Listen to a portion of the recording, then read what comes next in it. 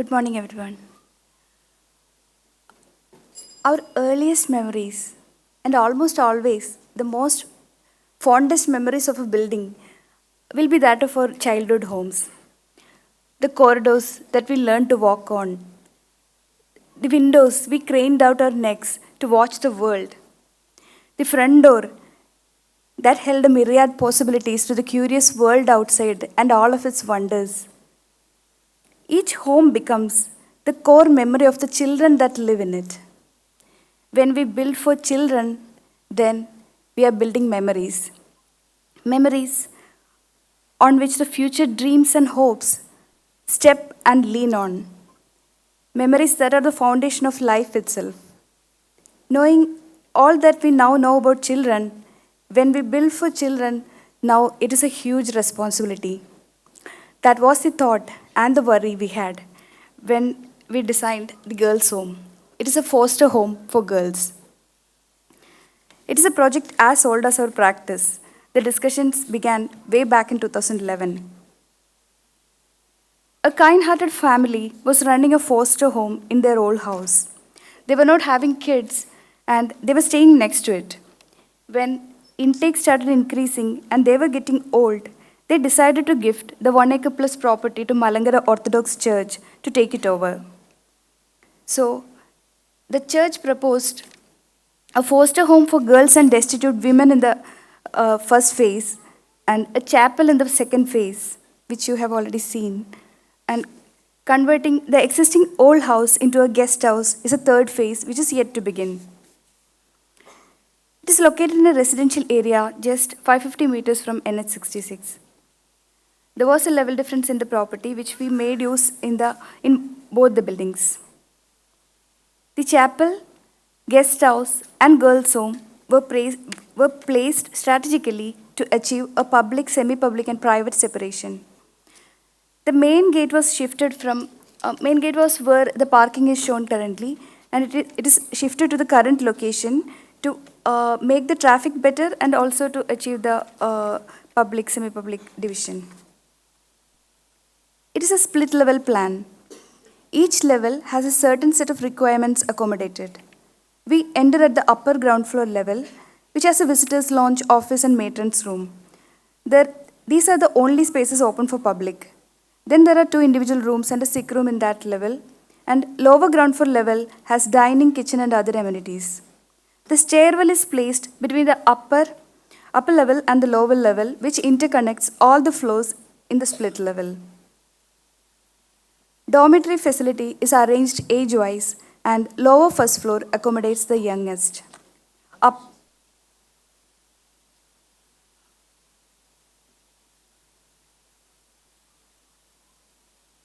Okay.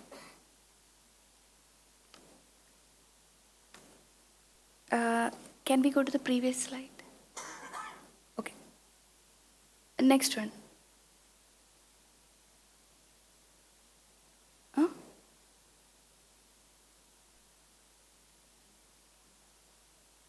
Okay. Lower second floor has a dormitory facility for the elder children, and upper first floor has individual rooms and a multipurpose area. That is a section showing split levels. We wanted the inmates of the home to feel at home, not to feel plucked from where they come, to feel as free as birds who find their nests in a large maple tree. Thus, we designed it just like a tree, with split levels branching off to house the inmates, without cutting off each level from the others. That is a bird's eye view of the girls' home. It is a 3-storied, load-bearing, exposed brickwork building of 10,700 square feet. That is a view from the entry and the building. It was initially designed to accommodate 20 kids, but as the work was progressing, the intake started to increase to 35. So we had to scale up the building from G+1 to G+2. The form was reworked to the new scale. All the openings are grilled because inmates come from different backgrounds and they wanted to avoid any undesirable incident happening.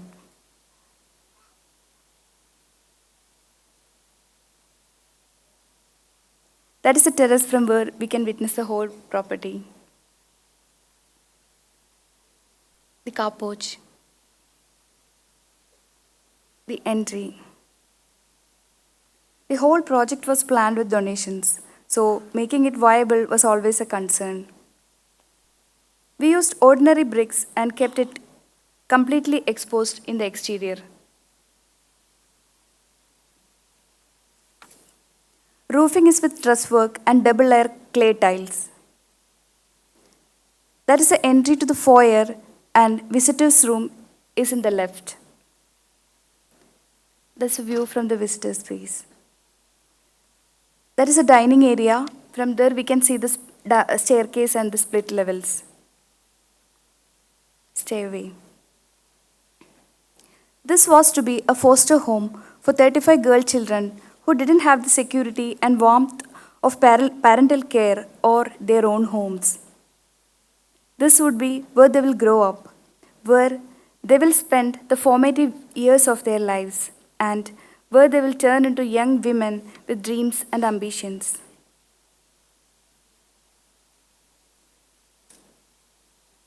It was our duty to make sure the core memories reflected not dingy dorm beds and dark alleys of a large foster care, but bright sunny spaces that nourish the souls and encourage childhood adventures into the realms of possibilities.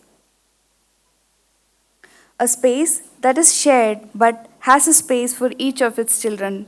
A space that doesn't sink in the gloom by the thought of shared spaces but provides the harmony necessary for an exuberant communal living experience.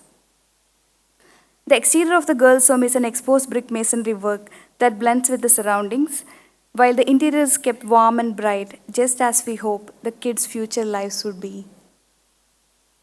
Thank you.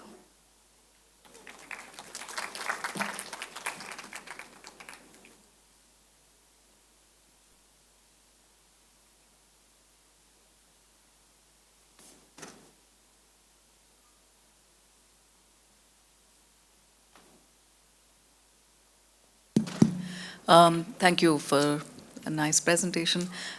Could you please share with us, some constraints you may have faced in terms of the programmatic requirements from your client? For example, this is a home for girls, and how you responded to their requirements in terms of fenestrations and openings, which would help the building relate to the street. So could you share with us why some constraints that you faced from the client and how you responded to it creatively to sort of still bring a good quality of life for the inhabitants of the space of the building? Actually, the building is placed there because there was a talk of him, the donor gifting some more property. Okay, so we had placed there so that we kept some space for the future expansion. So from the girls' room, the road was visible, and they didn't want to.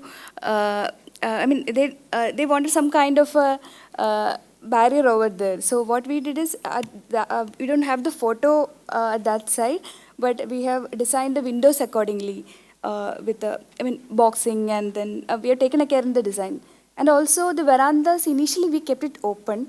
Then we understood that they fear, one such foster home had a child committing suicide and all. So then we designed it with grills, but with, interesting grills so that they will not feel it as something imposed on.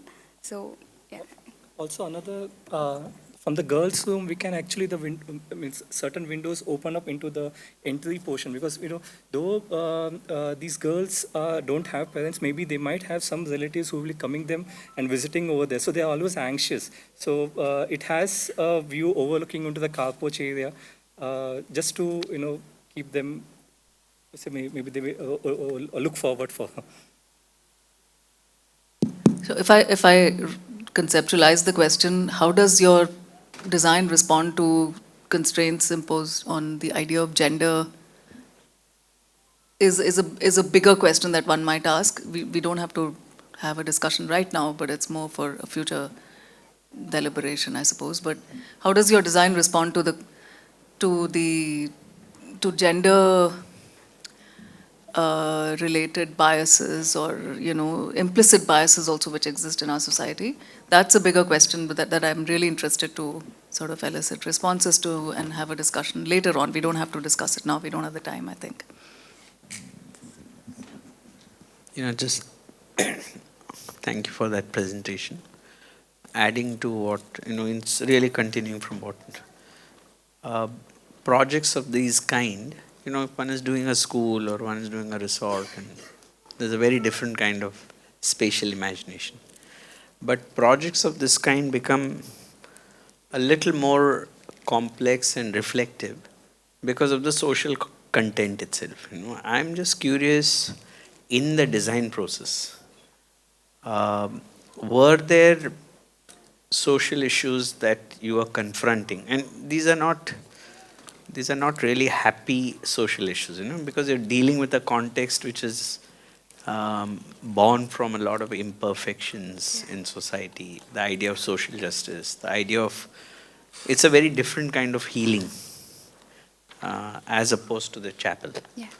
So I'm curious, and even the patron, I think the patron also may have a certain very different thought process, in its relationship to the church. And so I'm just curious, as architects designing in that kind of a milieu, what were the issues that you came across to bring a sense of release, or a freedom of a certain kind, but the freedom also has to be of a certain restraint. There are issues of safety, there are issues of security, there are issues of the way in which care is given also in this growing up. It has to be nurtured carefully. And while there is a urge to create a very strong enclosure, the urge will be from the, are there issues of how did you deal with this? It's almost paradoxical, at one level you have to bring safety and so create layers of enclosure, and at another level you say we need to open this to nature, or you need to. So how did you, if you can just one or two, how do you negotiate that process? We use level difference for that. Actually, you mentioned freedom, and that exactly is the problem in these kind of things. Someone is constantly watching you. So we didn't want that feeling to give to the girls. So what we did is, with a split level, we created the caretakers at one level and the children at their level, so that they have their own world. They know, at the same time, the caretakers will feel that they are looking after them. So we try to do with that. Also, this the whole project of this is it's a girls' home.